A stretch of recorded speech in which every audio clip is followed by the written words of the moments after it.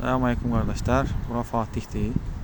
Demək, bir neçə adam soruşdu. Mən özümə də maraqlı girdim, baxdım. Adı Sivasi Təkkə Camisidir buranın.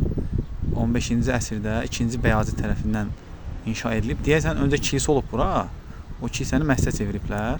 Sonra 3-cü Mehmet tərəfindən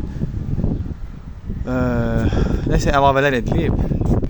Sonra Sivaslı Abdülməcid Əfəndi Həzrətləri tərəfindən bu minarə onun tərəfindən qoyulub bura. Ona görə yəqin adı belə olub. Məscid ahşab deyirlər türklər, taxta yəni.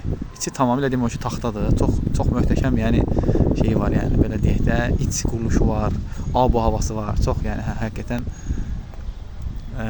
bura abdəsxanədir. Abdəsxanə deyəlim, yəni dəstəmaz yeridir.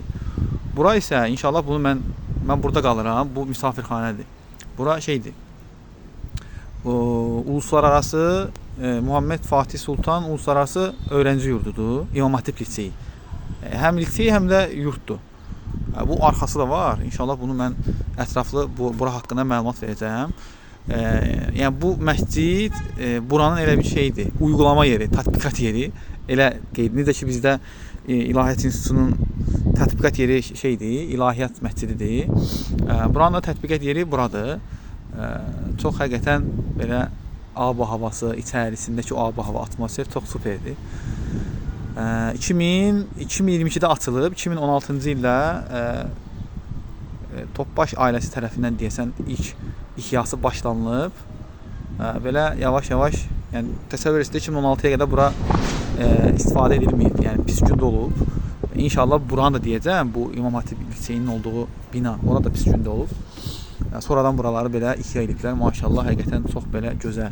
Dünənki zikir, salavat deyək də, zikir, dua, xeyir dua halqası isə çox möhtəşəm idi. Mən demək, gecə gəlmişəm, axşam namazını qılıb gəldim, yağış yağırdı. Gəldim ki, tez gedim, yemək yiyeyim. Baxdım ki, məsciddən səs gəlir. Məsciddən nəsə belə səs gəlir, yəqin gənclər nəsə falan oturub oxuyurlar. Qapını açdım, elə baxdım, çıxdım sonra dedim, dəqiq baxım görüm bu nədir belə. Bir dənə girdim içəri, baxdım ki, subhanallah, millət tökülüşüb içəri, dairə qruplar, hərənin əlində bir dənə balaca dəftərçə, belə çox möhtəşəm bir dənə atmosfer var da. Girdim, mən də dedim bu zikir halqasından faydalanım. Yəni, bir dənə onu deyə bilərəm ki, həqiqətən biz yaşamırıq, biz çox böyük nemətlərdən məhrumuq. Dünyada həqiqətən elə nemətlər var ki, subhanallah. Yəni belə deməklə olmur da, buranı görmək, dadmaq lazımdır. Yəni bu demək, axşam namazından yatsı namazına qədər dayanmadan fasəsiz salavat gətirildi. Və ən çox xoşuma gələn nədir? İçəri girəni çox böyük bir gülər üzlə, xüsusi 2-3 nəfər cavan oğlan var, onlar qarşılayırlar. Hamısı özdə şeydir. Deyəsən böyük əksəriyyəti Suriyalı idi. Belə də uzun geyimdə qarşılayır, sənə balaca stəkanda, acaba bu boyda stəkanda, xüsusi nəticə belə dadlı bir şeydir, yəni çaydır, nə bilim şərbətdir, onu verir. Və içirsən, oturursan, kitab da verir ki, ala buradan izlə də, ərəbcədir. Kitabın mən tam adını başa düşmədim, amma Peyğəmbər sallallahu aleyhi və səlləmə çox belə detallı və təfərrüatlı məthiyə idi, kimsə yazıb yəni. Belə yatsı namazına qədər qardaş, maşallah, oxudular. O ortada oturan şeyx, mən bir qardaşdan soruşdum, o Seyiddir, adını yadımdan çıxartdım yəni. Amma onun yanındakilərin hamısı şeyxdir yəni, onların biri Quran şeyxidir, biri nə bilim fiqh üzrə şeyxdir, yəni böyük adamlardılar hamısı həqiqətən. Və maşallah onlar gəlib burada belə deyək də, belə məclis qurublar.